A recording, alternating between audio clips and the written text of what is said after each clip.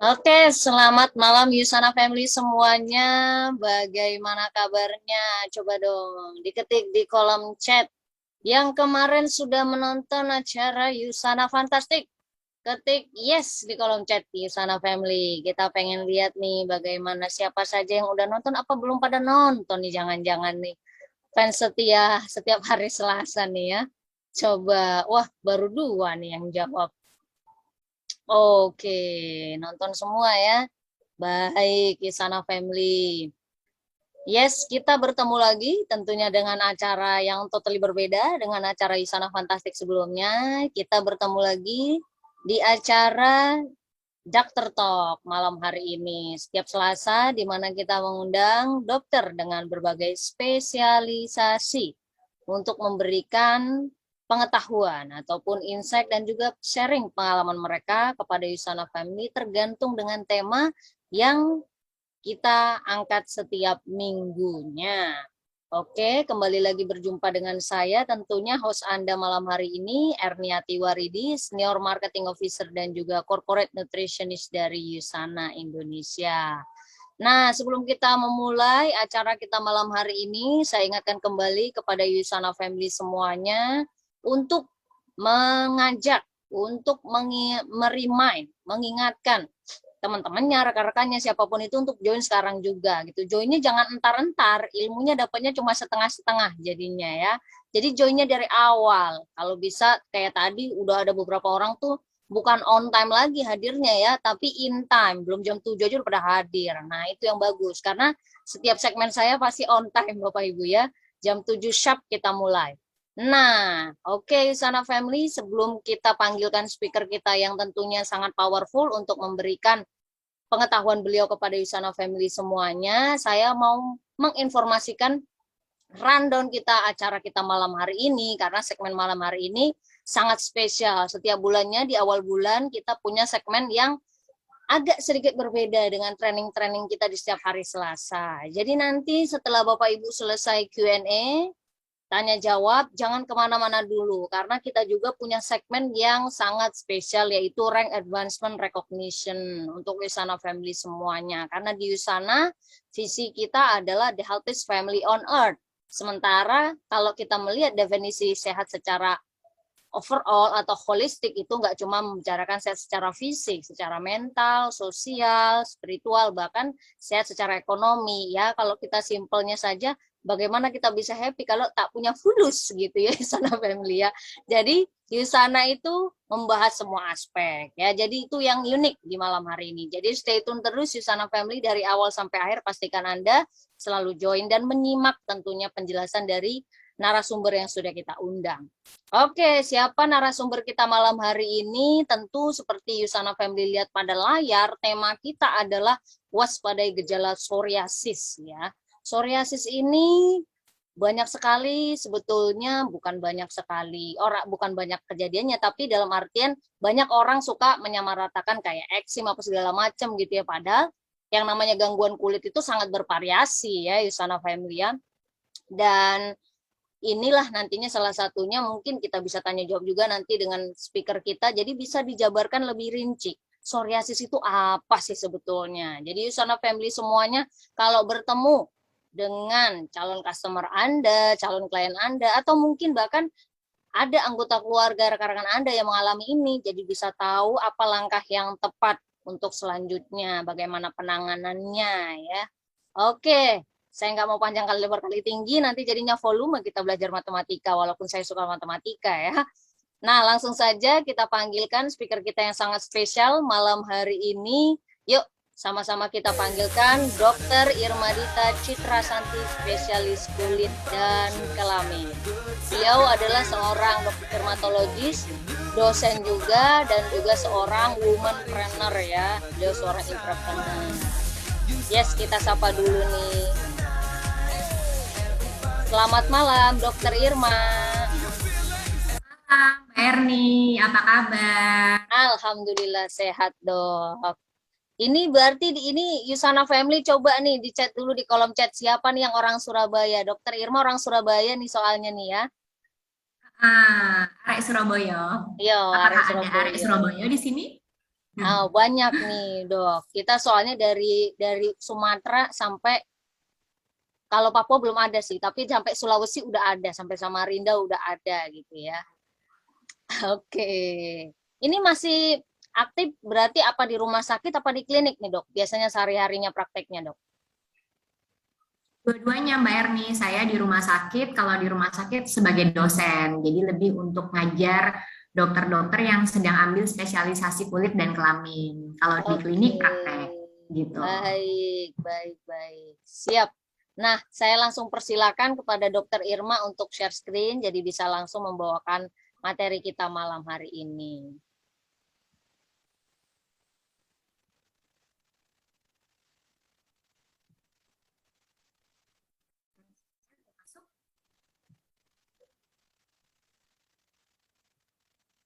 Udah masuk ya Mbak? Oke, sudah kelihatan, Dok. Oke, kalau gitu Pak, saya mulai ya. Assalamualaikum warahmatullahi wabarakatuh. Selamat malam teman-teman dari USANA. Perkenalkan sekali lagi, saya Dr. Irma Dita Citra Santi, spesialis kulit dan kelamin. Dan malam hari ini saya akan sharing sedikit ya untuk teman-teman semua tentang psoriasis. Jadi mungkin teman-teman semua sudah ada yang tahu apa itu psoriasis, namun masih bingung ya, karena tadi seperti yang Mbak Erni juga sampaikan, kadang-kadang psoriasis itu seringkali disamakan dengan eksim atau bahkan dipikir menular, sehingga seringkali pasien-pasien psoriasis ini akhirnya dijauhi karena stigma stigma tertentu yang dianggap psoriasis ini bisa menular.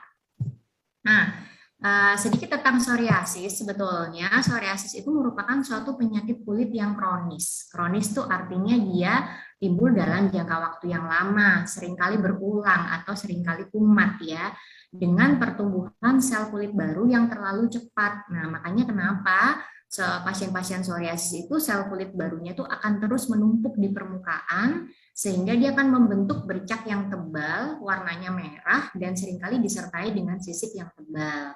Nah, psoriasis sendiri ini termasuk penyakit autoimun yang tidak diketahui pasti penyebabnya. Jadi itu tadi yang seperti saya sampaikan, bukan disebabkan oleh virus, bukan disebabkan oleh bakteri, bukan juga oleh jamur. Jadi kalau ditanya penyebabnya apa, nah itu tidak diketahui, memang tidak ada ya. Namun diduga ada suatu masalah sistem kekebalan tubuh yang seringkali muncul apabila dipicu oleh sesuatu, baik dari faktor dari dalam tubuh kita sendiri maupun bisa juga dipicu atau dicetuskan dari lingkungan.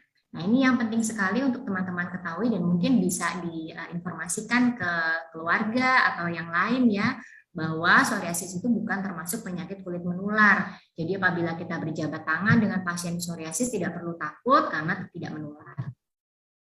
Nah, ini tidak usah dipikir terlalu ribet, gambar ini memang kayaknya gambar apa ini ya, tapi ini saya hanya sedikit menunjukkan bahwa kulit manusia itu seperti yang ada di kiri, tapi ini sudah pre-psoriatic skin atau kulit yang sudah akan timbul psoriasis. Jadi kalau dilihat lapisan kulit ini yang paling atas itu namanya sel kulit mati. Sel kulit mati itu tidak punya inti sel. Nah, karena ada inflamasi atau peradangan di lapisan kulit yang paling dalam, yang titik-titik ini yang di bawah, sehingga akhirnya seperti gambar yang di sebelah kanan, radangnya makin hebat, kemudian sel kulit yang paling luar itu akhirnya akan menebal, kemudian berwarna merah karena ada tanda-tanda peradangan, dan yang paling dominan adalah disertai oleh sisik. Sisiknya tebal ya, bersisik dan seringkali dia bukan mengelupas ya, lebih kayak ngerontok, sisiknya akan rontok seperti itu. Atau kadang-kadang mungkin teman-teman juga bisa melihatnya itu seperti ketombe, jadi sisik-sisik tebal seperti ketombe tapi dia ada di kulit. Namun kalau ketombe biasanya bisa disertai dengan minyak ya, atau agak sedikit berminyak, namun pada psoriasis ini dia cenderung kering. Nah, kenapa terjadi psoriasis ya? Karena sistem kekebalan tubuh kita tuh ada yang namanya sel darah putih, atau kami dokter spesialis kulit dan kelamin itu sering menyebutnya sebagai limfosit T. Nah, limfosit T atau sel T ini dia fungsinya untuk mendeteksi dan melawan zat asing. Contohnya misalnya kita terinfeksi virus atau terinfeksi bakteri atau juga jamur. Nah, si sel T ini dia yang akan lihat nih, terus kemudian dia akan berusaha untuk melawan zat asing tersebut, berusaha untuk membunuh zat asing tersebut sehingga kita tidak terinfeksi. Namun pada psoriasis itu ada kesalahan ya, kesalahan yang menyebabkan si sel T ini justru menyerang sel-sel yang sehat, yang sebetulnya tidak perlu diserang, tetapi oleh sel T malah diserang sehingga dia seakan-akan sel T ini melawan luka atau infeksi. Padahal sesungguhnya tidak ada luka atau tidak ada infeksi. Nah, serangan oleh sel T ini menyebabkan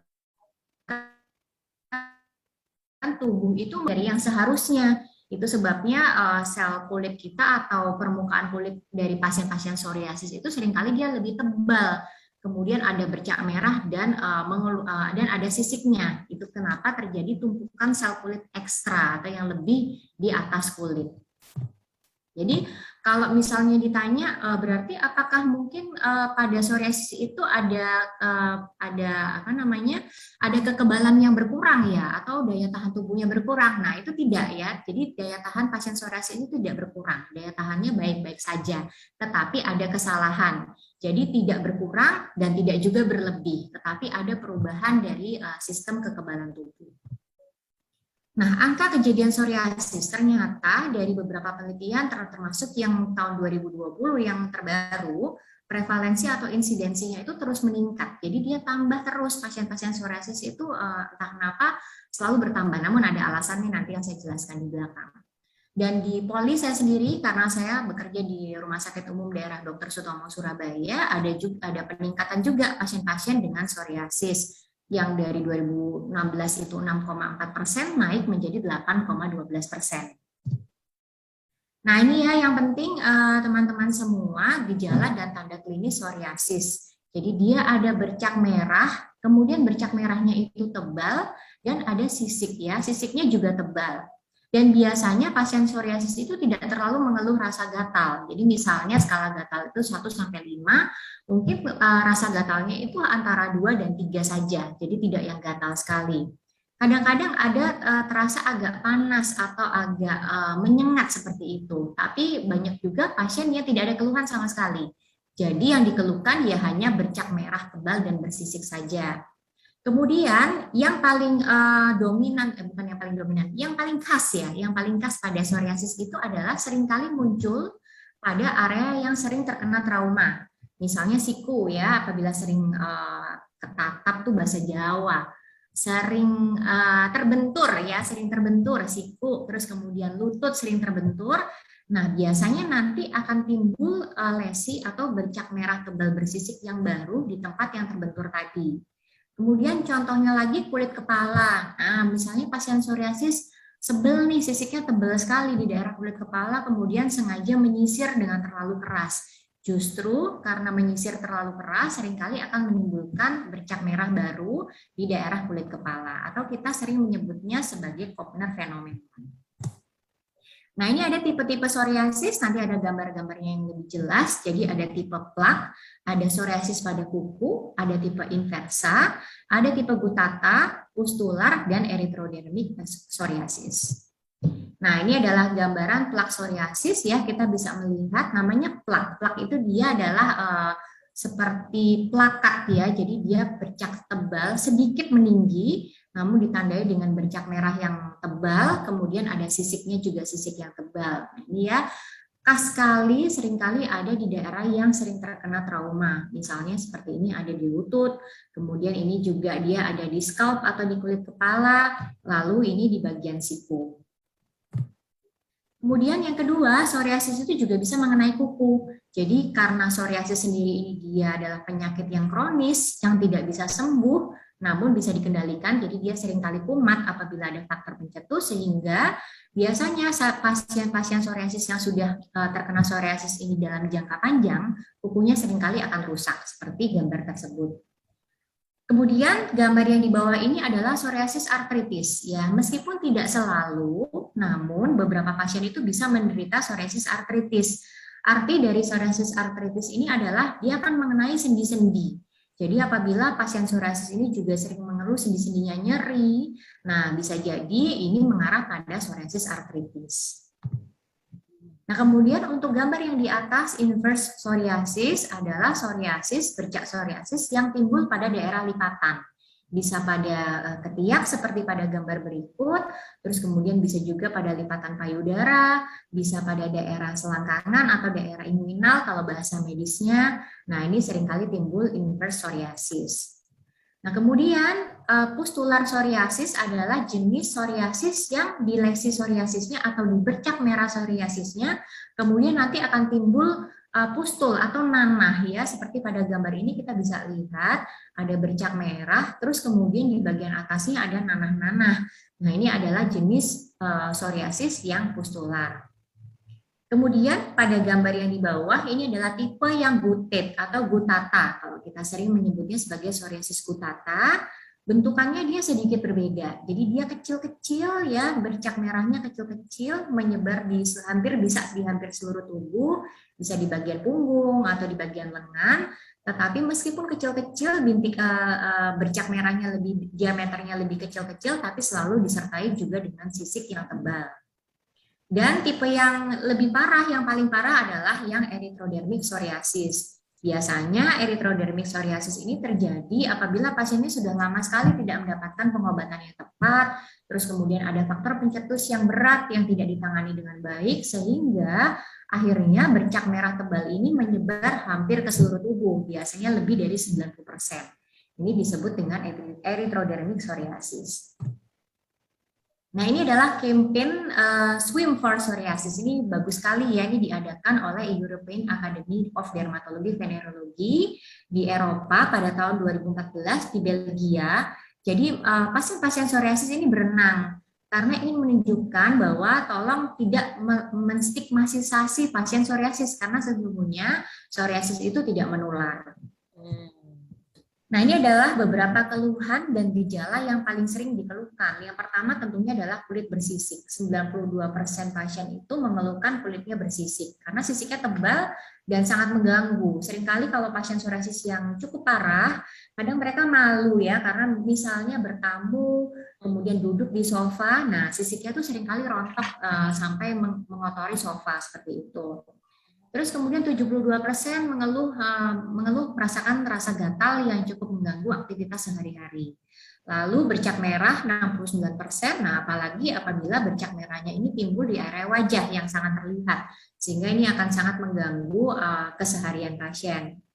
Lalu beberapa pasien juga mengeluh adanya kelelahan dan juga ada bengkak. Nah, bengkak ini biasanya asosiasi atau hubungannya apabila pasien juga terkena dengan psoriasis artritis, sehingga terjadi bengkak pada area-area sendi tertentu. Lalu biasanya pasien juga mengeluh rasa terbakar, meskipun mungkin rasa terbakar ini tidak terlalu mengganggu aktivitas keseharian. Dan yang terakhir, terkadang bercak merahnya tadi juga mudah berdarah. Nah, ini yang penting sekali untuk teman-teman ketahui, yaitu faktor risiko atau faktor pencetus. Karena sekali lagi, psoriasis itu adalah kita tidak mengetahui penyebabnya apa, sehingga tidak ada obatnya, tidak ada obat pastinya. Dan pasien psoriasis ini akan membawa penyakitnya itu long term atau kronis, sehingga seringkali terjadi kekambuhan. Sehingga kita harus paham apa saja yang dapat menimbulkan kekambuhan tadi atau pencetus apa saja yang dapat menimbulkan lesi atau bentukan psoriasis yang baru, sehingga beberapa faktor pencetus ini bisa kita hindari supaya tentunya quality of life atau kualitas hidup seorang pasien psoriasis ini akan terus membaik.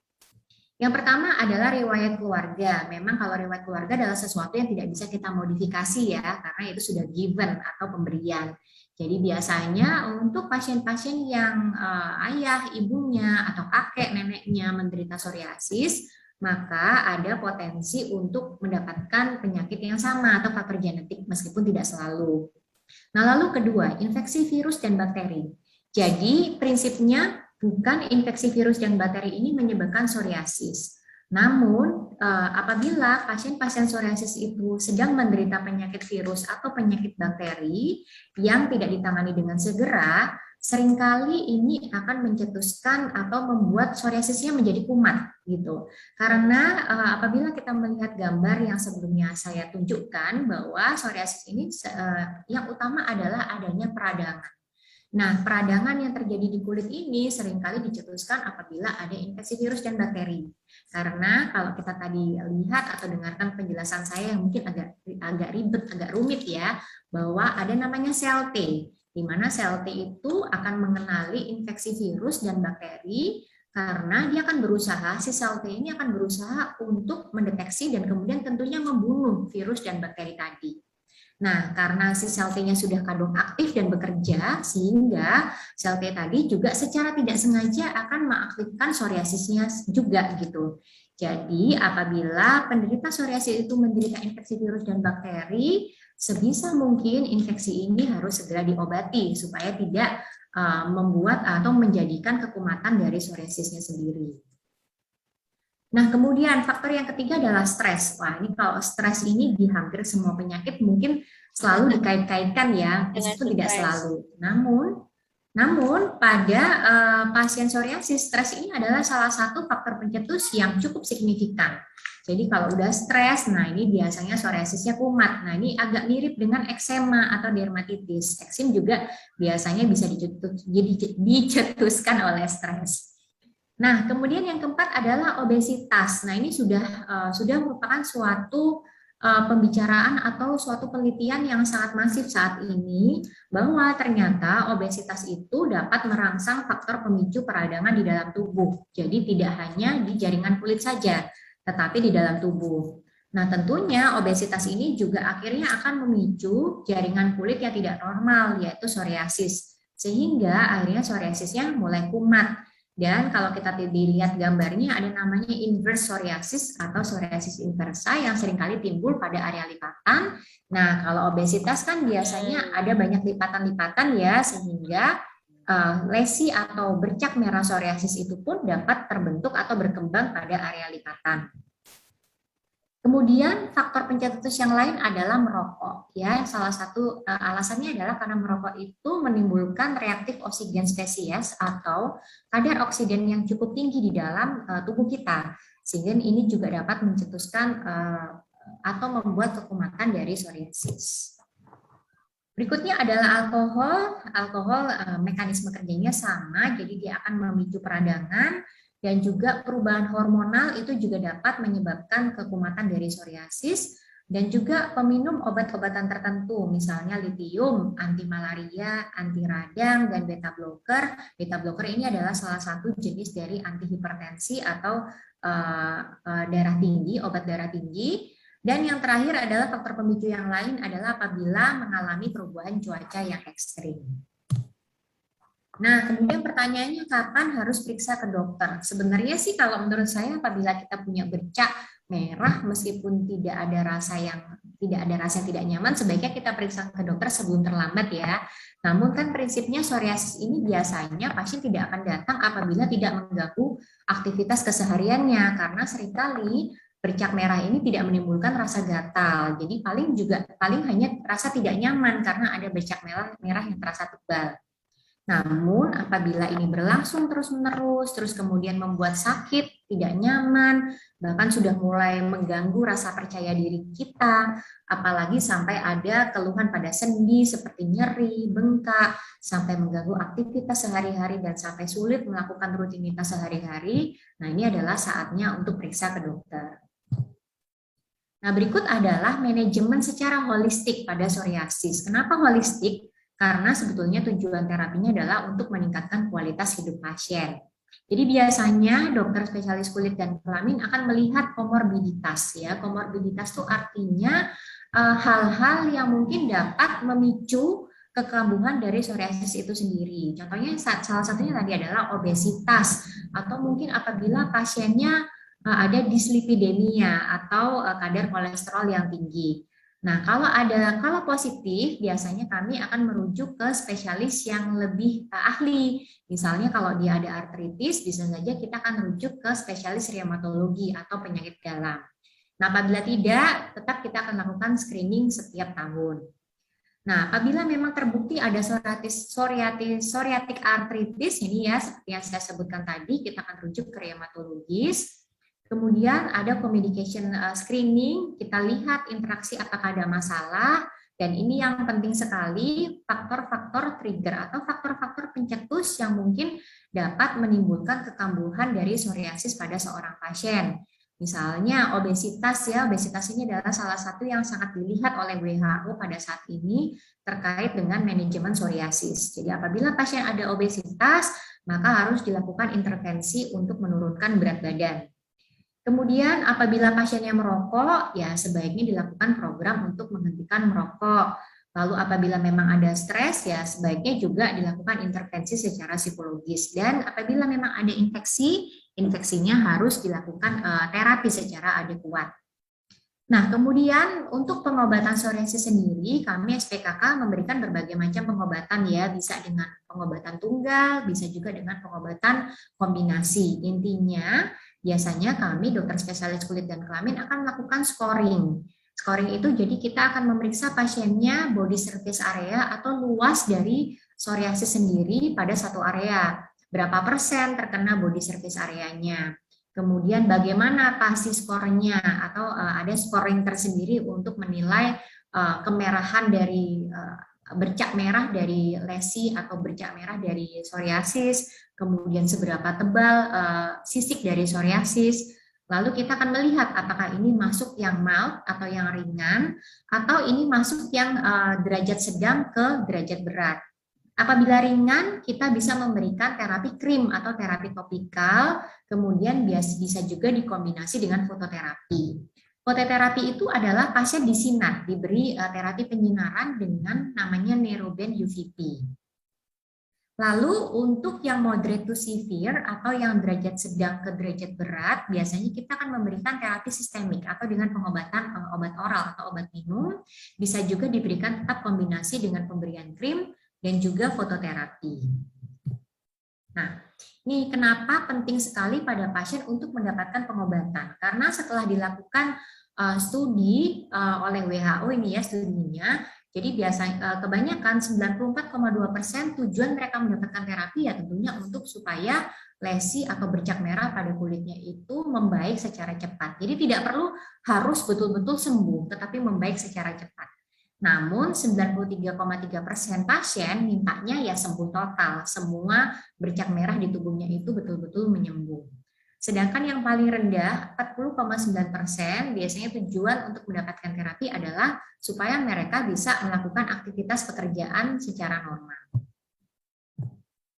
Nah, kemudian berikutnya saya akan membahas tentang nutrisi pada psoriasis. Jadi, karena ini terkait dengan obesitas yang sebelumnya saya sudah sempat saya singgung-singgung ya, bahwa psoriasis itu sebetulnya tidak hanya penyakit yang melulu pada kulit saja, namun ternyata ada beberapa komorbiditas atau ada beberapa faktor resiko yang sangat berperan pada psoriasis. Salah satunya ya obesitas yang sempat saya sebutkan tadi, yang berkaitan juga dengan dislipidemia atau biasanya pasien-pasien psoriasis ini ternyata nggak diduga ya, sudah ada penelitiannya, ternyata hasil kolesterolnya, kadar kolesterol jahatnya itu lebih tinggi. Sehingga secara umum pasien-pasien psoriasis ini dianjurkan untuk melakukan diet dengan komposisi lemak dan gula yang baik. Jadi tujuannya adalah untuk mengurangi radang. Satu, pertama yang perlu kita ketahui, gula itu adalah makanan dari inflamasi atau makanan dari radang yang terjadi di tubuh kita. Jadi kalau kadar gula kita tuh terlalu tinggi, maka itu seperti memberi asupan untuk terjadinya radang. Nah, ini berperan cukup besar pada pasien psoriasis. Nah, yang pertama adalah mempertahankan berat badan yang sehat. Jadi, kalau memang terjadi obesitas atau diukur BMI-nya, body mass index-nya itu cukup tinggi, salah satu goal-nya adalah menurunkan kelebihan berat badan. Karena menurunkan berat badan ini juga tentunya dapat memperbaiki profil lipid yang menyimpang, yang merupakan salah satu karakteristik pasien dengan psoriasis. Nah, apabila kita diet yang baik dan mempertahankan berat badan yang sehat, profil lipidnya sudah baik, nah tentu ini juga akan dapat mengatasi faktor risiko kardiovaskular. Karena ternyata dari begitu banyak penelitian, profil lipid aterogenik pada pasien psoriasis ini sangat jelek, jadi dia menyimpang. LDL atau kolesterol jahatnya itu cenderung lebih tinggi dibandingkan dengan HDL-nya. Sehingga sebaiknya dilakukan diet yang dapat mengatasi faktor-faktor resiko ini, termasuk diet rendah kalori, dan bahkan ada yang mengatakan bahwa vegetarian itu cukup baik. Lalu berikutnya adalah antioksidan, seperti yang juga saya sempat sebutkan bahwa pada saat pasien psoriasis ini diduga kadar oksidannya itu cukup tinggi. Nah, apalagi apabila ditambah dengan pasien yang merokok. Kalau pasien yang merokok, wah kadar oksidannya di dalam tubuh pasti akan lebih tinggi. Sehingga beberapa antioksidan, contohnya adalah vitamin E, kemudian ditambah dengan selenium, merupakan suatu enzim antioksidan glutathione peroksidase yang sangat bermanfaat pada pasien-pasien psoriasis. Dan dari beberapa penelitian sudah menunjukkan bahwa konsentrasi vitamin E dan selenium yang rendah pada pasien psoriasis ini memang lebih rendah apabila dibandingkan dengan orang-orang yang sehat. Jadi apabila kita memberi suplementasi vitamin E dan antioksidan selenium, ini diduga dapat memperbaiki kekumatan atau mencegah kekumatan dari psoriasis. Lalu ada penelitian juga terkontrol, jadi dibandingkan dengan placebo atau dibandingkan dengan orang yang tidak diberi pengobatan apapun, tidak diberi suplementasi apapun, ada peningkatan klinis yang signifikan pada pasien psoriasis erythrodermic. Jadi kalau kita tadi lihat gambar, ada psoriasis yang bercak merahnya seluruh tubuh, terus ada artritisnya juga, ternyata setelah diberi suplementasi dengan selenium dan vitamin E dan koenzim Q10, dia ada perbaikan pada bercak merahnya. Lalu diduga kadar D3 juga ternyata rendah pada pasien psoriasis. Berikutnya adalah tentang asam lemak esensial. Jadi ada banyak uji klinis atau penelitian yang menggunakan minyak ikan tambahan dan ternyata hasilnya signifikan. Jadi dibuktikan ini dengan adanya penurunan psoriasis PASI score ya, atau scoring dari psoriasis dan indeks keparahannya. Lalu asam lemak omega 3 ini juga ternyata dapat meningkatkan efektivitas perawatan standar. Perawatan standar itu yang biasa kami berikan, misalnya krim topikal atau obat-obatan secara sistemik atau yang diminum. Dan juga ternyata asam lemak omega 3 ini dapat mengurangi hiperlipidemia dan memperpanjang efek yang baik dari fototerapi dan juga mengurangi gangguan ginjal apabila pasien psoriasis ini mendapatkan obat siklosporin. Jadi ada salah satu obat untuk pasien-pasien psoriasis yang namanya siklosporin. Namun siklosporin ini apabila digunakan dalam jangka panjang ini dapat mengganggu fungsi dari ginjal. Jadi apabila kita memberi suplementasi dengan asam lemak omega 3 dapat mengurangi gangguan ginjalnya. Kemudian berikutnya lemak tak jenuh tunggal, contohnya adalah minyak zaitun. Di sini dia juga memiliki efek antioksidan dan anti radang. Lalu berikutnya adalah kurkuma atau kunyit, ini juga memiliki sifat anti radang, anti angiogenik atau angiogenik adalah pembentukan pembuluh darah yang baru. Kan kita tahu ya bahwa pasien psoriasis ini kan bercaknya merah sekali. Di sini merah karena ada radang dan ada pembentukan pembuluh darah baru. Jadi apabila dengan mengkonsumsi kunyit ada efek anti angiogenik sehingga dapat menekan pembentukan pembuluh darah baru yang terlalu berlebihan. Begitu juga dengan radang dapat menekan radang yang terlalu berlebihan. Dan juga efek lainnya adalah anti proliferatif atau anti multiplikasi. Nah, salah satu ciri dari psoriasis kan ada multiplikasi atau proliferasi atau bercak kulit atau kulit yang dia sisiknya sangat tebal ya. Jadi dia membentuk kulit itu terlalu cepat atau sangat cepat sehingga akhirnya sisiknya menjadi tebal. Sehingga kurkumin atau kunyit di sini dapat menekan proses tersebut. Dan juga sebagai antioksidan yang dapat bermanfaat dalam pengobatan psoriasis. Jadi ada penelitian pada 63 pasien ternyata didapatkan penurunan interleukin 22. Ini merupakan salah satu imunoenzim dalam psoriasis vulgaris yang ketika dia dilihat hasilnya dikombinasi dengan pengobatan steroid, salah satu pengobatan dari psoriasis, ternyata hasilnya baik. Dan di sini disebutkan bahwa kurkuma memang sangat bermanfaat, dapat menjadi tambahan yang efektif dalam perawatan psoriasis dengan menggunakan pengobatan yang lain.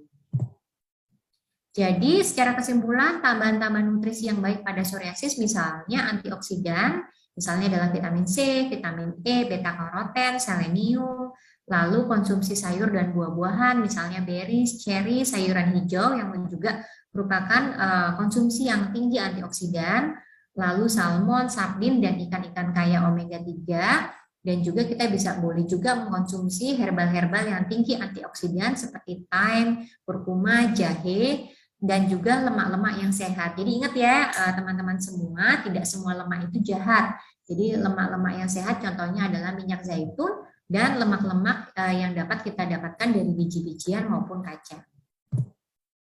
Nah, ini yang penting sekali diketahui bahwa sebaiknya pasien-pasien psoriasis mengurangi makanan berikut, yaitu makanan yang sudah diproses seperti junk food, lalu gula atau refined sugars ya, memang sebaiknya mengurangi kadar gula. Terus kemudian makanan-makanan yang tinggi lemak atau daging merah, dairy products, tinggi gluten, namun ini memang hanya pada pasien-pasien tertentu. Dan yang terakhir adalah mengurangi konsumsi alkohol.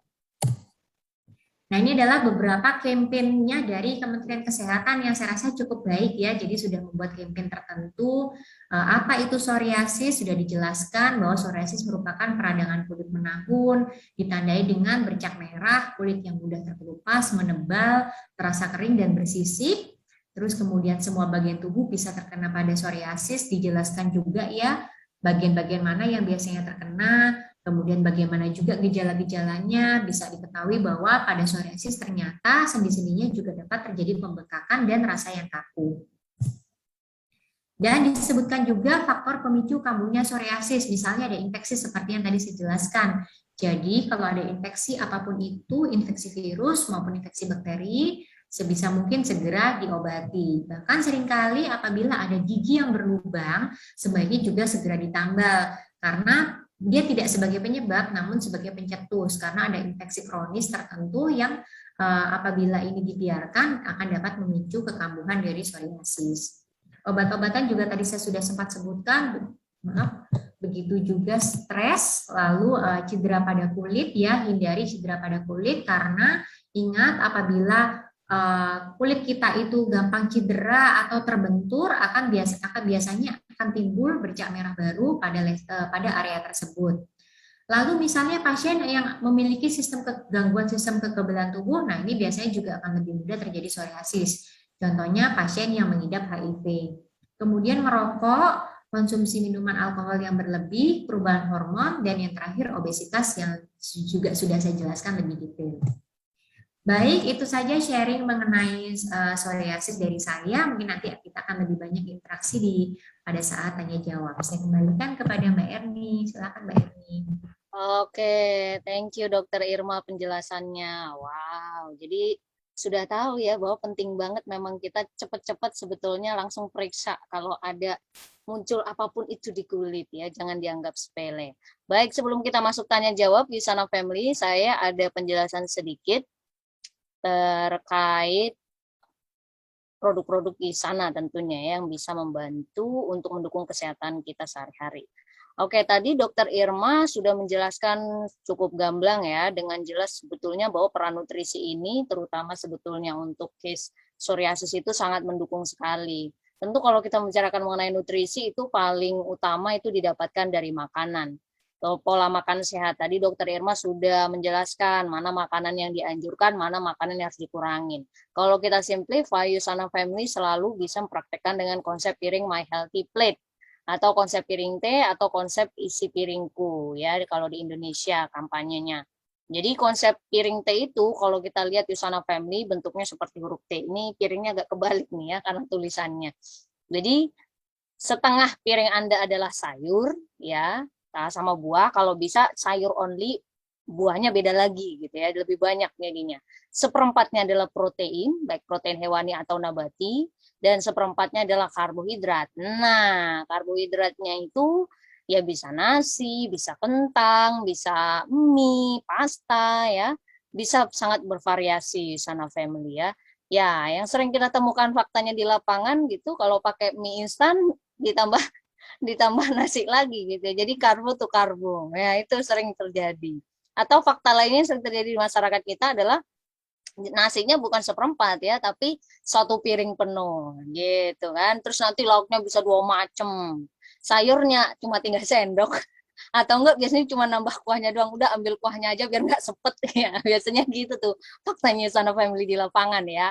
Itu adalah yang kejadian yang tidak bisa kita pungkiri gitu ya, baik dari makan pagi, siang, malam, apalagi malam waktunya wisata kuliner ya.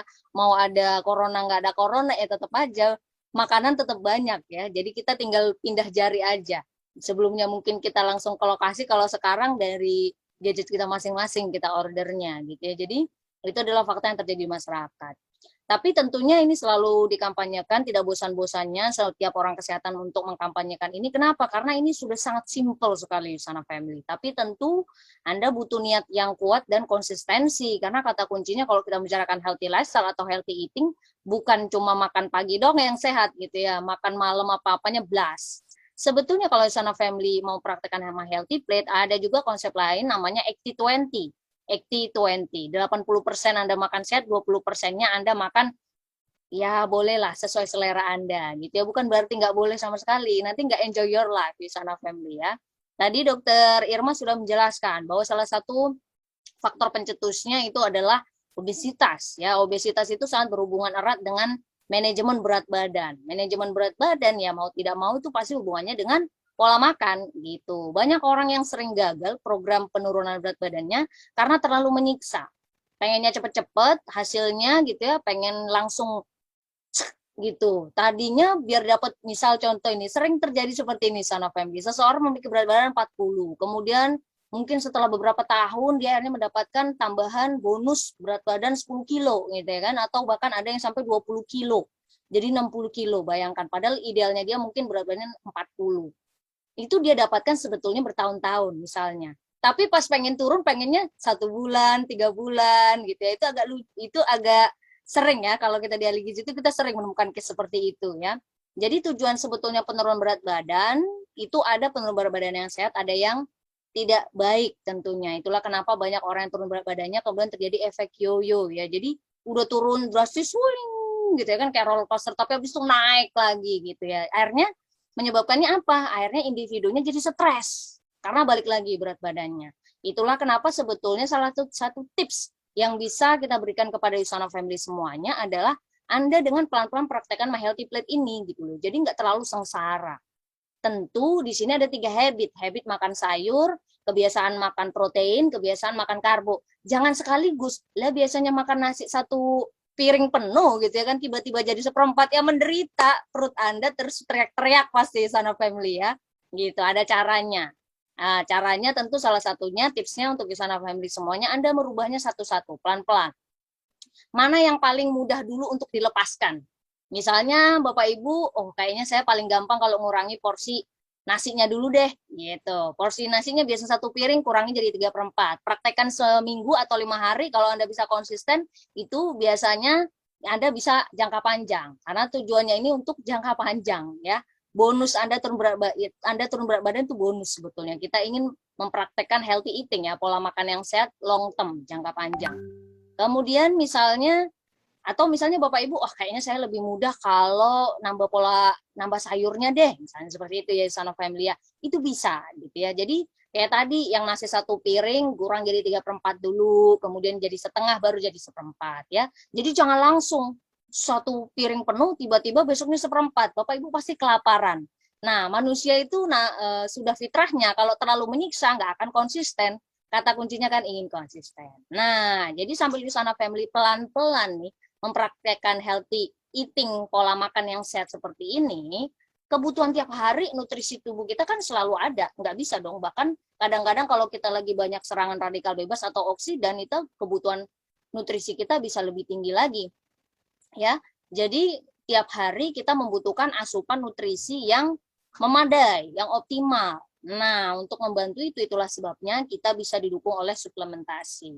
Tapi tetap sumber nutrisi yang utamanya adalah makanan di Sana Family. Jangan kebalik-balik ya. Suplementasi itu untuk melengkapi apa nutrisi yang Anda tidak dapatkan dari makanan Anda sehari-hari. Oke, sebelum saya menyebutkan produk Usana apa saja yang bisa membantu Usana Family, saya ingatkan kembali selalu ya, produk disclaimer bahwa produk Usana kategorinya sebagai suplemen, bukan untuk obat psoriasis, bukan ya. Ini suplemen nutrisi ya. Jadi lainnya beda, cara kerjanya beda, tapi tentu bermanfaat baik Bapak Ibu yang kondisinya seperti apapun, selama Anda tidak ada pantangan tentu dari dokter Anda ya, ini sangat membantu untuk kesehatan Anda sehari-hari. Oke, yang sering tentu Bapak Ibu dapatkan pertanyaan dari lapangan, tentu biasanya banyak juga pertanyaan, USANA ini bedanya apa gitu kan, suplemen kan banyak tuh gitu biasanya ya. Salah satu tentu yang paling berbeda adalah karena kita punya founder, kita punya pendiri adalah memang seorang saintis, mikrobiologis, imunologis ya, Dr. Myron Wentz. Itu adalah founder pendiri perusahaan kita. Beliau sangat concern terhadap namanya kesehatan, makanya visinya tadi the healthiest family on earth. Karena beliau adalah seorang saintis, seorang ilmuwan murni ya, Usana Family ya, ilmuwan tulen istilahnya. Makanya beliau kalau datang di acara kita internasional, beliau sangat bangga membawa dengan pakai jas putihnya beliau ya, jas labnya beliau. Karena beliau lebih senang dikenal sebagai seorang saintis. Yang membuat paling berbeda karena kita punya namanya potensi garansi. Artinya bahwa memang apa yang kita cantumkan pada label itu exactly the same dengan kandungannya yang ada pada tabletnya. Apakah semua suplemen seperti itu? Tidak. Yaitu namanya pharmaceutical grade. Itu namanya standar produksi obat. Karena kalau obat Bapak Ibu minum paracetamol 500 mg tiba-tiba di tabletnya cuma 200 atau cuma 100 ya kagak ngefek obatnya gitu ya. Itu wajib standar produksi obat.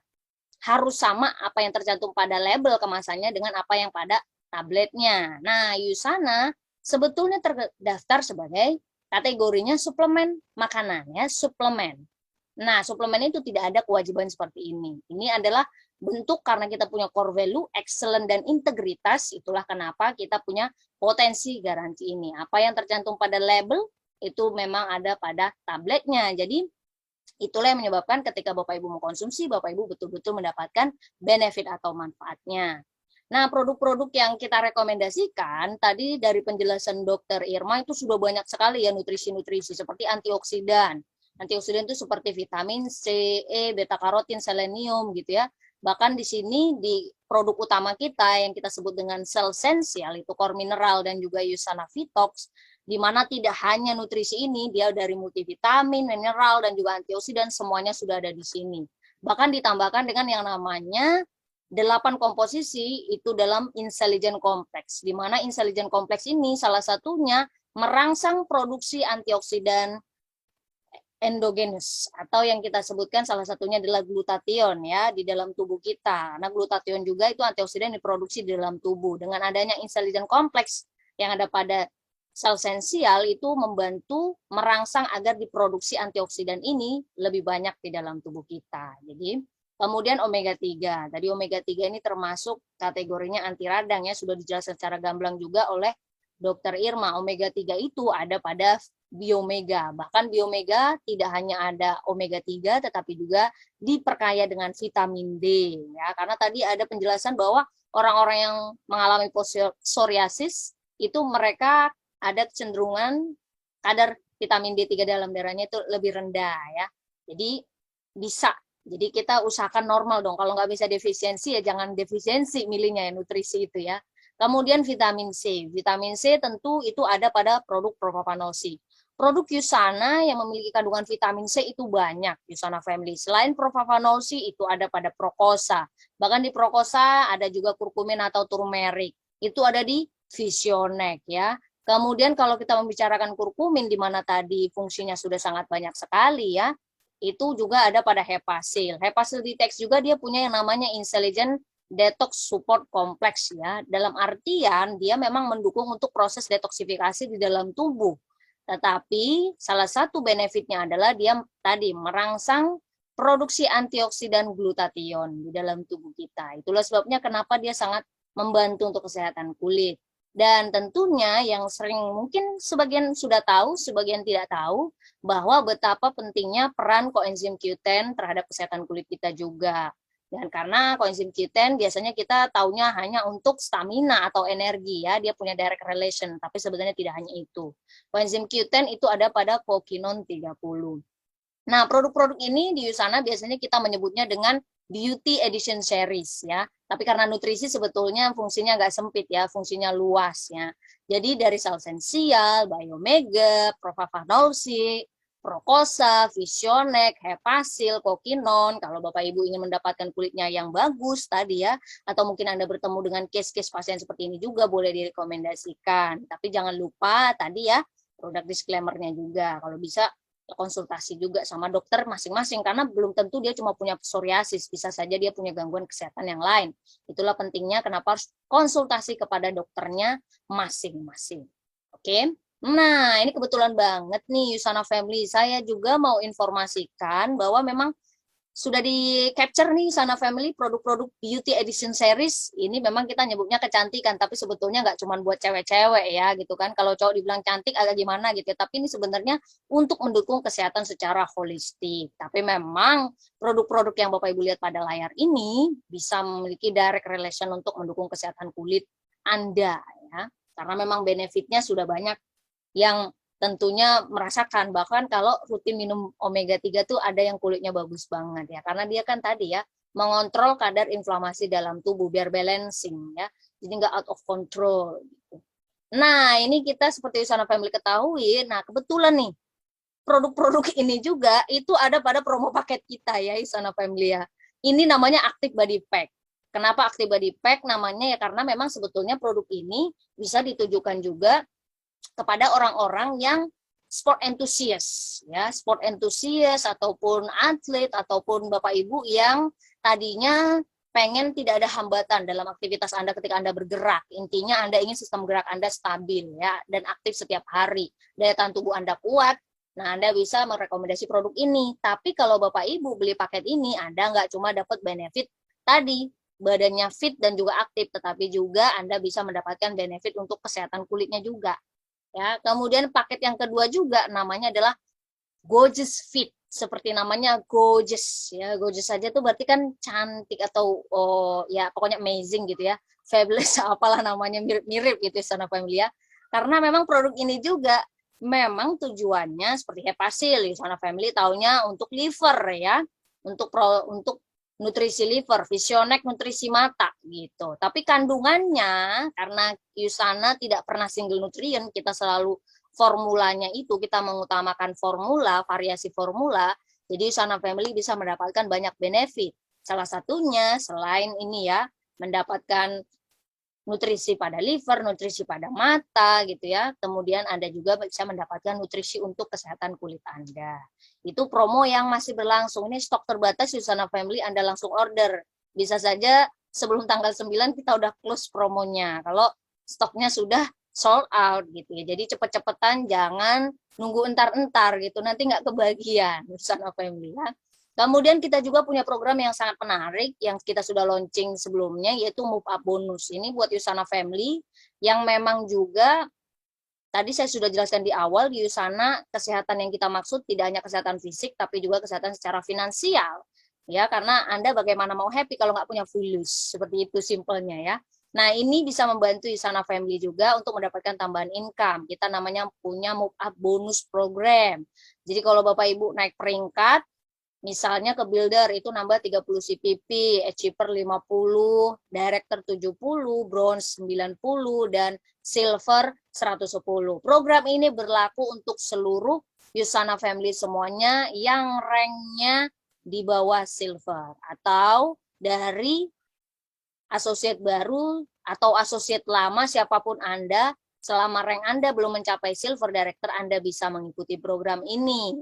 Nah, ini buat individunya yang memang naik rank. Ini buat Usana Family yang timnya atau downline Anda itu juga naik rank, Usana Family juga bisa mendapatkan bonus tambahannya nih atau hadiah tambahan. Kalau ini untuk apply-nya Usana Family ya. Jadi apply-nya juga top 20. Yang dimana timnya banyak yang naik rank mendapatkan, jadi bonusnya paling total banyak bisa dapat pas ya. Ini untuk top 20 yang dapat mencetak peraih Move Up bonus terbesar, dapat tas langsung. Bahkan yang top 3-nya dapat tambahan gak cuma 1 tas 2 juta, top 2 senilai 3 juta, top 1 dapat 4 tas bahkan senilai 4 juta. Jadi kita pasang-pasang bonus timnya banyak banget di sana family pasukan kerja ya. Jadi bukan hanya buat timnya, seluruhnya Anda bisa memanfaatkan. Yang timnya sudah di atas silver, jangan kecewa. Ini program ini bisa untuk Anda juga loh ya. Karena yang kebetulan ini adalah untuk Anda juga. Jadi jangan menyerah untuk remind banget. Itu dia penjelasan dari saya Usana Family sekilas. Kita langsung masuk tanya jawab, segmen yang sudah pasti sangat ditunggu-tunggu oleh Usana Family semuanya. Kita panggilkan kembali Dr. Irma. Oke, Dr. Irma, ini sudah ada pertanyaan banyak nih, Dok. Pertanyaan pertama, nah ini cukup banyak juga nih dipertanyakan juga nih, Dok. Psoriasis artritis itu apakah sama dengan asam urat, Dok?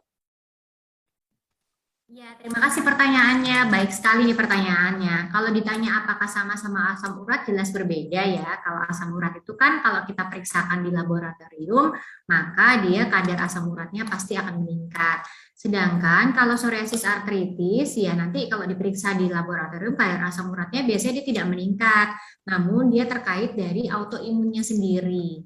Kalau ditanya gejalanya, nah gejalanya ini yang hampir-hampir mirip dengan asam urat. Tetapi biasanya kalau psoriasis artritis disertai dengan bercak merah yang menebal tadi. Jadi dia tidak berdiri sendiri. Seperti itu. Benar menjawab ya. Oke, baik. Pertanyaan selanjutnya nih, Dok. Apakah kehamilan dapat memancing psoriasis? Pertanyaan baik sekali. Betul. Betul sekali. Jadi psoriasis itu juga bisa dicetuskan oleh kehamilan. Karena kalau tadi kita lihat salah satu faktor risiko atau pencetus itu adalah perubahan hormonal. Ya, nah kita tahu ya kalau ibu-ibu hamil itu kan pasti ada perubahan hormonal, kadar estrogen dan progesteronnya dia fluktuatif.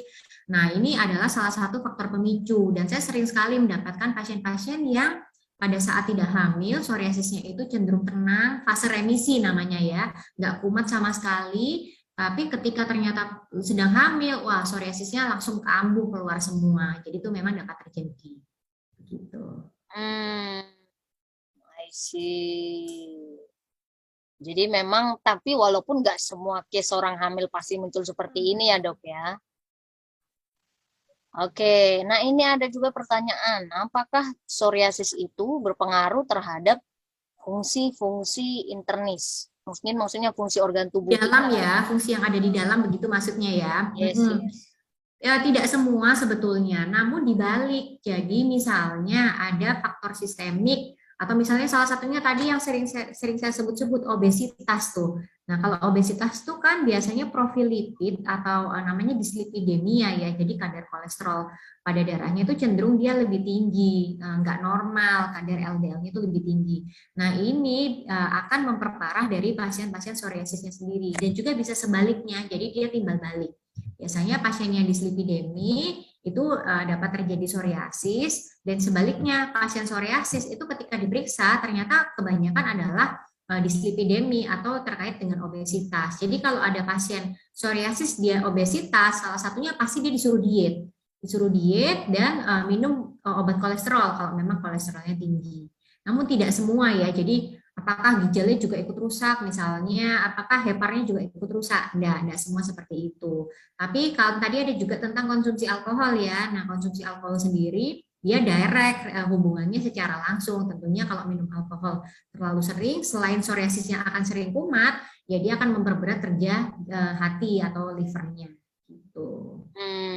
Oke. Jadi melihat salah satunya pencetusnya juga apa nih, Dok ya, gitu ya. Oke, baik. Nah, apakah SLS juga menjadi salah satu pemicu, Dok? SLS atau SLE? SLS. Ini surfaktan ya, maksudnya. Tidak sih, sampai saat ini tidak ada data bahwa SLS itu dapat memicu psoriasis. Tetapi saya sering sampaikan pada pasien-pasien psoriasis karena kan salah satu yang membuat dia sering kumat itu apabila ada trauma ya atau friksi atau gesekan ya. Jadi kalau kulit itu cenderung kering, nah terus kemudian gampang sekali terjadi friksi atau trauma tumpul, nah itu seringkali timbul bercak yang baru. Jadi usahakan untuk pasien-pasien psoriasis itu sering menggunakan sabun yang memang lembut ya, yang tidak bikin kulitnya makin kering. Terus juga sering menggunakan pelembab, pelembab untuk menghindari friksi atau kekeringan yang terlalu berlebihan. Karena kalau kulitnya kering tadi, kalau kegeser sedikit aja, nah itu nanti biasanya akan timbul bercak baru di situ. Jadi kepentingannya mungkin tidak secara langsung ya. Kalau SLS itu kan memang sudah dianggap salah satu surfaktan yang tidak baik ya, tidak hanya untuk pasien psoriasis, untuk seluruh penyakit kulit atau eksim juga memang dia tidak terlalu dianjurkan gitu. Nah, ngomongin eksim dok, boleh nggak dok di-sharing sedikit Boleh. fitur apa namanya faktor pembeda jelasnya antara si eksim sama si psoriasis ini dok? Salah satu yang membedakan itu adalah rasa gatalnya. Kalau dermatitis atau eksim itu gatalnya dominan. Jadi misalnya skala 1 sampai 5, dermatitis atau eksim itu gatalnya 5, pasti gatal banget. Kalau psoriasis itu gatalnya biasa aja, 1, 2, bahkan nggak gatal sama sekali. Kadang pasien psoriasis itu merasa gatal karena dia melihat ada sisik-sisik atau bercak yang tebal yang seakan apa ya, seperti tersugesti kalau itu gatal. Sesungguhnya itu rasanya tidak terlalu gatal dan mungkin hanya seperti rasa terbakar. Itu salah satu pembeda yang utama antara psoriasis dan eksim. Kalau eksim itu gatal banget. Nah, kemudian yang kedua, bercaknya itu juga biasanya lebih tebal psoriasis. Kalau pada eksim itu cenderung dia bercaknya tidak terlalu tebal dan sisik jarang ada sisik ya. Sisiknya itu tipis sekali, tipis, dan biasanya sisiknya itu terjadi karena kalau kita menggaruk seperti itu pada eksim ya. Tapi kalau pada psoriasis nggak digaruk aja sisiknya tuh tebel banget. Jadi kelihatan jelas merah dan tebal seperti yang tadi saya tunjukkan pada gambar. Dan biasanya kalau eksim itu kalau muncul selalu di tempat itu terus gitu. Jadi misalnya gatel, stresnya lagi kumat nih, seringnya misalnya muncul di belakang leher atau kadang-kadang tuh di bagian kaki ya. Nah kalau gatel tuh di situ terus gatel sampai karena digaruk terus-menerus di daerah yang sama, makin lama eksimnya itu makin tebel, tetapi tidak bersisik gitu. Nah, kalau psoriasis tidak begitu, dia bisa muncul di mana saja, tidak selalu di satu area yang sama gitu. Bahkan bisa sampai ke seluruh tubuh, seperti yang ada tadi pada gambar, ada yang namanya erythroderma. Nah, itu biasanya pasien psoriasis yang mungkin lama banget dia tidak diobati, ada faktor pencetus yang nggak segera ditangani, ada infeksi bakteri atau mungkin gigi berlubang yang tidak segera ditambal, sampai akhirnya menjalar ke seluruh tubuh gitu. Kalau eksim kan hampir tidak bisa Mbak Erni. Biasanya sih dia tidak sampai ke seluruh tubuh.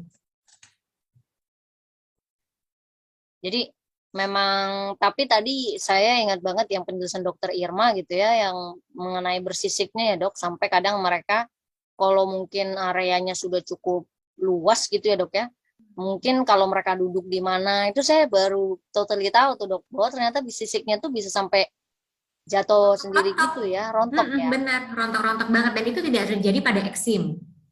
Kalau eksim tidak seperti itu. Nah. Waduh, saya jadi tadi pas denger itu, wah, iya banget ya, udah kayak sebenarnya memang kalau nggak sama kayak ketombe, tapi kan sama ya dok ya, ketombe itu juga kan jatuh sendiri gitu ya. Jatuh, betul. Kalau kalau bajunya itu kelihatan ya, kelihatan nggak keren lah gitu istilahnya ya. Kalau ini Kadang-kadang tuh yang agak susah membedakan antara ketombe dan psoriasis yang ada pada kulit kepala. Nah, seringkali kalau pertama awalnya itu seperti ketombe biasa, tapi kemudian ternyata dalam perjalanannya ini jadi psoriasis gitu. Jadi bercaknya makin tebal, tidak terlalu berminyak, sisiknya tebal-tebal. Nah, ternyata itu adalah scalp psoriasis, jadi bukan ketombe biasa. Gitu. oh, oke, baik. Nah, ini ada pertanyaan selanjutnya nih dok. Ini pertanyaannya ada dua nih. Pertama, tadi kan sering menggunakan selain nutrisi dok ya, tadi ada sarannya juga pelembab. Pelembabnya ini apakah ada khusus dok atau pelembab bebas nih yang di pasaran? Ya, sebetulnya sih pelembabnya kalau bisa tidak bebas ya, karena kalau bebas itu seringkali kan ada pewanginya ya Mbak Erni ya, dan Oh, ada pengawet tertentu ya, dan itu tidak disarankan karena kita tahu pasien-pasien psoriasis itu kan cukup sensitif, oh gampang iya sekali betul. terjadi radang ya. Jadi kita hindari pelembab-pelembab yang ada pewangi. Terus kemudian biasanya yang kita berikan itu yang dalam bentuk krim, jadi bukan yang lotion. Nah, kalau dia dalam bentuk krim memang nggak enaknya dia lebih peliket ya, lebih nggak nyaman gitu. Betul, betul. Tapi justru itu yang dibutuhkan oleh pasien psoriasis supaya sisiknya itu jadi tidak nampak, tidak gampang rontok ya. Terus kemudian terjaga dari timbulnya friksi atau benturan-benturan yang nantinya dapat menimbulkan bercak merah yang baru. Gitu. Itu yang dianjurkan. Jadi pertama krim, sebisa mungkin tidak ada pewangi, tidak ada pengawet. Sebetulnya biasanya pelembab yang kita berikan itu dia mirip dengan pelembab yang sering kita berikan pada pasien-pasien eksim. Biasanya sama. Gitu. Iya, sementara kalau yang di pasaran rata-rata pasti ada wangi-wanginya ya dok ya, macam-macam pasti wangi. Baik, baik. Nah, kemudian pertanyaan selanjutnya ini dok, masih sambungannya. Kalau misalnya terjadi luka, tindakan apa yang harus dilakukan dok? Apakah diberi betadine nyebut mereknya atau bagaimana ya dok? Biasanya sih cukup diberikan salep antibiotik ya. Nah, tapi yang perlu diketahui sebetulnya kalau ada luka itu kan tidak serta-merta pasti jadi infeksi. Nah, seringkali nggak apa-apa dibersihkan aja dengan bersih. Terus kalau punya yang tadi Mbak Erni sempat sebutkan tuh boleh, tetapi sebetulnya nggak dikasih juga tidak apa-apa. Biasanya boleh diberikan, nanti jadi nyebut merek juga ya. Jadi kayak petroleum jelly yang petroleum jelly itu juga boleh dioleskan karena prinsip penyembuhan luka itu dia harus dalam keadaan moist atau lembab gitu. Jadi bisa dioleskan itu supaya dia cepat sembuh gitu. Asal memang tidak ada infeksi. Tapi kalau misalkan ternyata lukanya besar, terus kita tidak bersih ya, nggak langsung dicuci bersih dan khawatir ada infeksi, biasanya sih kami selalu meresepkan salep antibiotik gitu. Tapi prinsipnya tidak ada penanganan yang berbeda kok kalau misalnya ada luka antara pasien psoriasis dan yang bukan psoriasis. Oke, baik dok. Dok, ini ada pertanyaan. Bagaimana membedakan psoriasis di kulit kepala dengan dermatitis seboroid? Oke. Nah, itu tadi yang saya jelasin tuh tentang ketombe. Yang tadi ya. Jadi dia memang mirip-mirip ya. Betul. Kadang-kadang dia awal mulanya itu kita diagnosisnya sebagai dermatitis seboroid. Tapi ternyata setelah diobati dalam perjalanannya, kalau dia semakin tebal, bahkan dia tidak membaik, nah ini kemungkinan adalah scalp psoriasis atau psoriasis pada kulit kepala. Biasanya salah satu yang membedakan kalau dermatitis seboroid itu dia cenderung lebih berminyak. Karena seboroid itu artinya kan seborea ya, daerah yang berminyak ya. Sedangkan kalau psoriasis pada kulit kepala, dia cenderung kering seperti gambar-gambar yang tadi saya tunjukkan. Bercaknya merahnya tebal, terus kemudian sisiknya tebal, dan dia tidak cenderung berminyak. Nah, kalau dermatitis seboroid itu hampir mirip dengan ketombe. Jadi dia kulit kepalanya cenderung berminyak dan sisiknya tidak setebal psoriasis dan dia tidak ada plak merah, tidak menebal di daerah kulit kepalanya. Dia langsung sisiknya gitu Mbak Erni. Kalau tadi gambarnya scalp psoriasis kan ada bercak merahnya tebal ya di belakang, terus kemudian ada sisiknya. Nah, kalau dermatitis seboroid biasanya dia langsung sisiknya aja. Jadi jarang sekali sampai ada bercak merah tebal gitu. Ya tadi yang psoriasis memang selalu merah dulu ya dok, merah terus betul, sisiknya tebal gitu kan.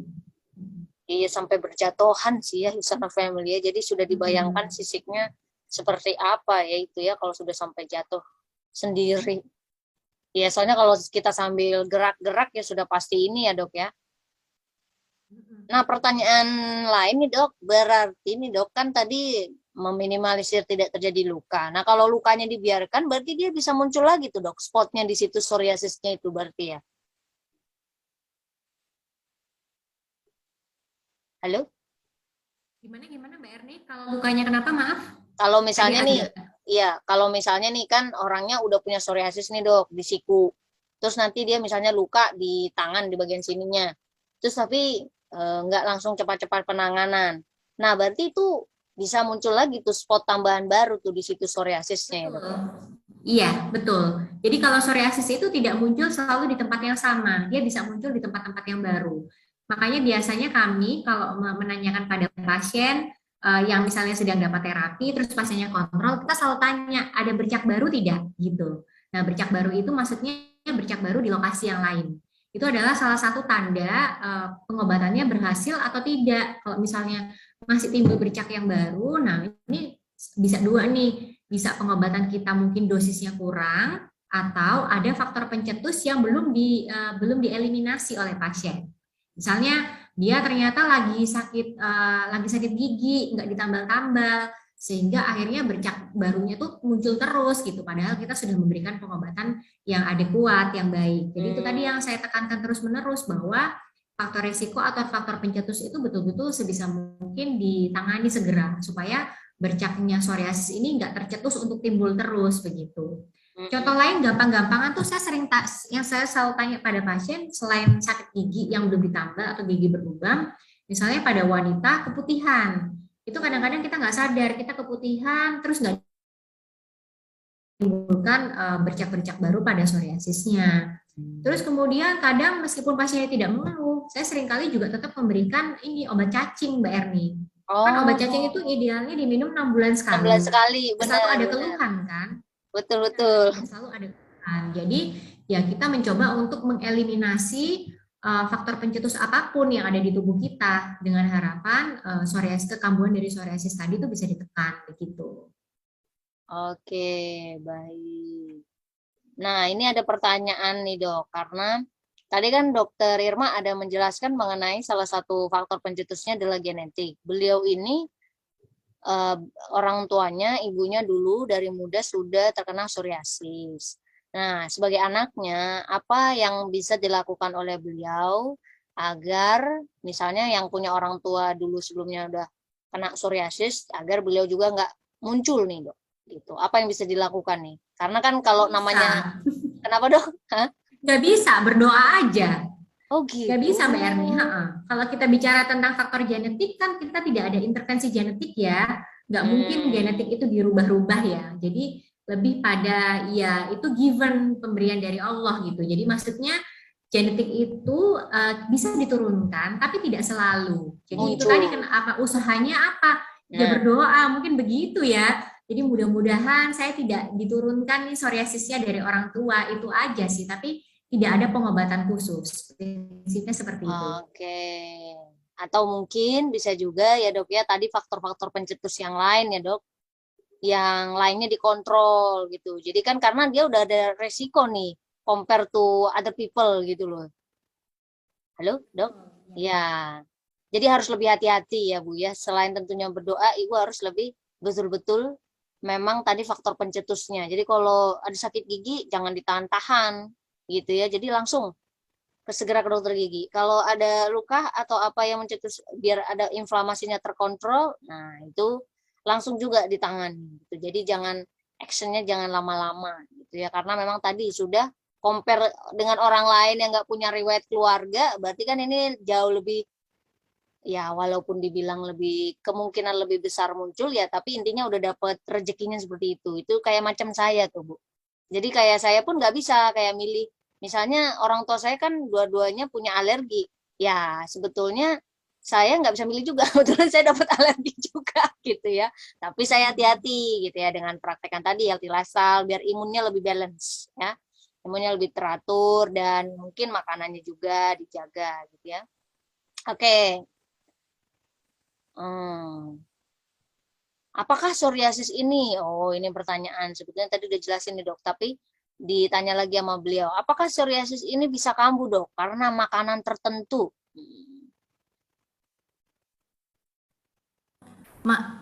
Menanyakan tentang makanan ya? Iya. Sebetulnya kalau makanan sendiri itu tidak mencetuskan ya, sampai saat ini belum ada makanan-makanan yang dianggap dapat mencetuskan dari psoriasisnya sendiri. Namun nutrisi yang baik itu dianggap dapat mencegah kekambuhannya. Itu tadi yang juga saya jelaskan pada ini ya, pada slide saya ada beberapa penelitian.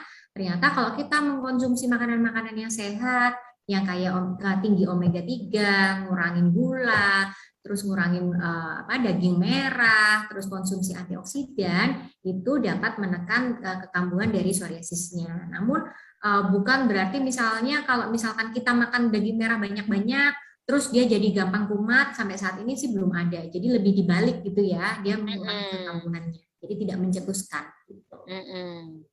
Baik. Jadi sudut pandangnya beda ya, Sana Family ya. Kalau status nutrisi Anda tercukupi, resiko kemunculan atau kambuh psoriasisnya itu jadi lebih rendah. Makanya penting banget tercukupi. Tapi apakah kalau besok saya makan steak banyak-banyak, misalnya langsung kumat tuh, psoriasisnya belum tentu gitu Sana Family ya. Jadi beda. Penelitiannya tidak seperti itu dilaksanakannya ya. Gitu. Jadi tapi kata kuncinya tadi penting sekali Anda memiliki kecukupan nutrisi. Berarti status nutrisinya terpenuhi. Itu kata kuncinya Sana Family ya. Karena tadi kalau saya lihat dengar penjelasan dari Dokter Irma itu ya targetnya itu sebetulnya bukan untuk sembuh total ya dok ya, tapi lebih kepada dia memanage bagaimana biar tidak sering kumat dan dia bisa kalau bisa tentunya melakukan aktivitas normal seperti orang pada umumnya ya dok ya. Iya, benar. Bapak Ibu bisa bayangkan kalau seseorang udah muncul bersisik di mana-mana gitu kan, terus mau pakai celana, misalnya kalau yang di lutut tadi ya, mau pakai celana pendek malu gitu ya kan, mau ngelakuin apa juga. Apalagi kalau psoriasisnya yang psoriasis artritis ya, yang sendi sampai bengkak-bengkak. Aduh, itu udah sangat mengganggu sekali. Seperti waktu itu kita sudah pernah bahas di sana familia, osteoartritis itu gangguan sistem gerak itu pasti memang tidak menyebabkan kematian, tapi sangat mengganggu aktivitas Anda sehari-hari. Gitu. Nah, kemudian biasanya nih dok ada pertanyaan. Dok, untuk kondisi dengan tingkat menengah, oke, psoriasis yang tadi ya, bukan berat berarti ini menengah.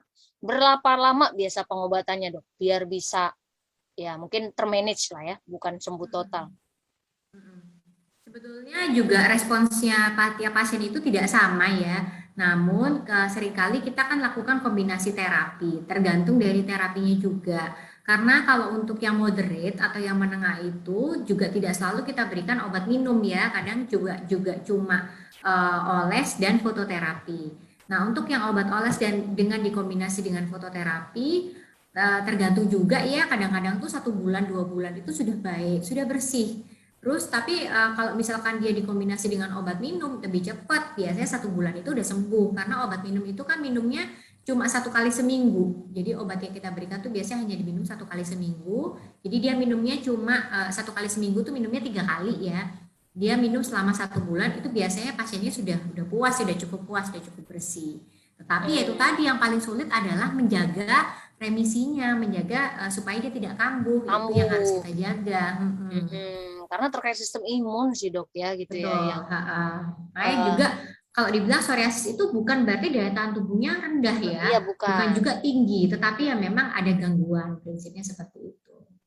Ada informasi yang salah ya, yang salah di dalam tubuh Anda gitu ya. Sel T-nya baper.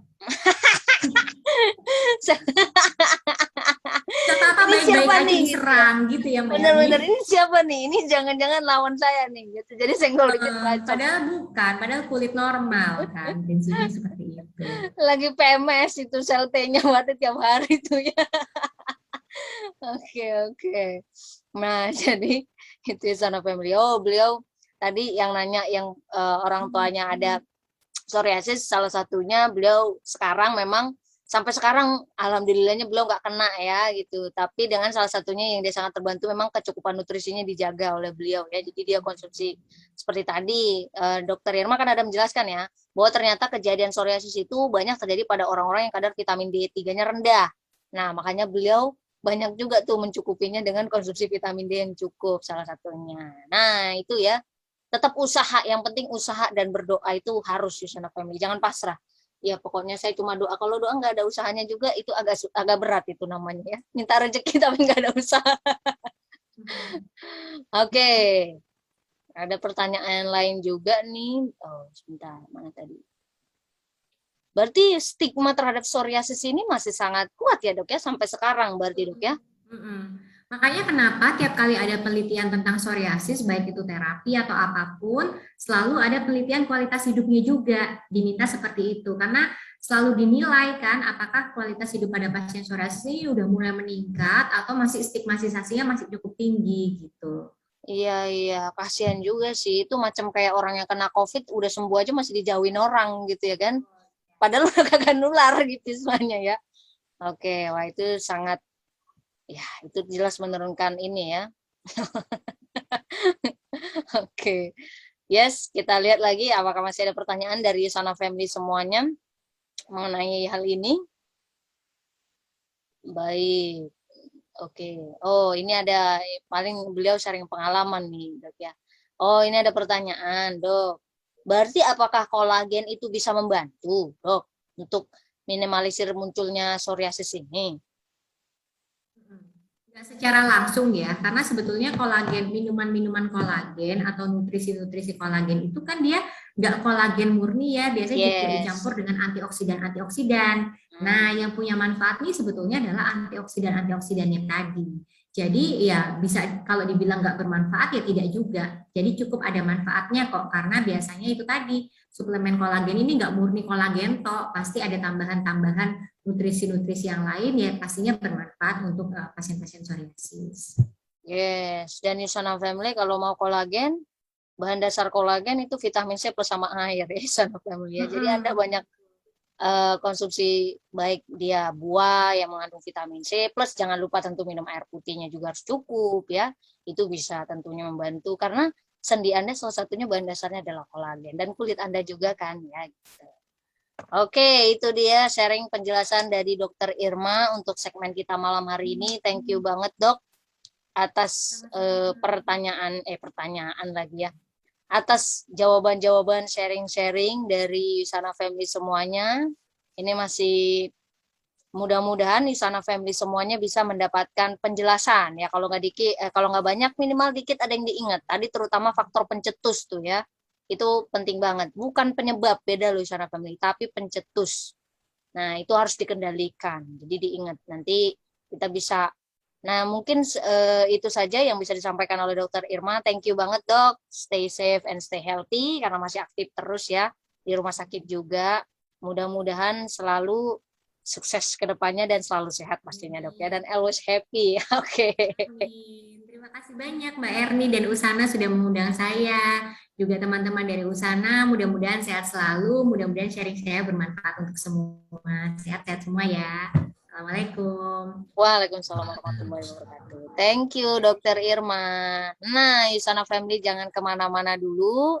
Saya akan lanjutkan segmen kita malam hari ini yang tentunya juga tidak kalah menariknya. Tadi saya sudah infokan di awal, kita ada segmen yang berbeda nih khusus malam hari ini ya. Apa itu? Ya, yaitu segmen Rank Advancement Recognition. Rekognisi kenaikan rank bagi Yusana Family yang menjalankan bisnis di Yusana. Langsung saja Yusana Family kita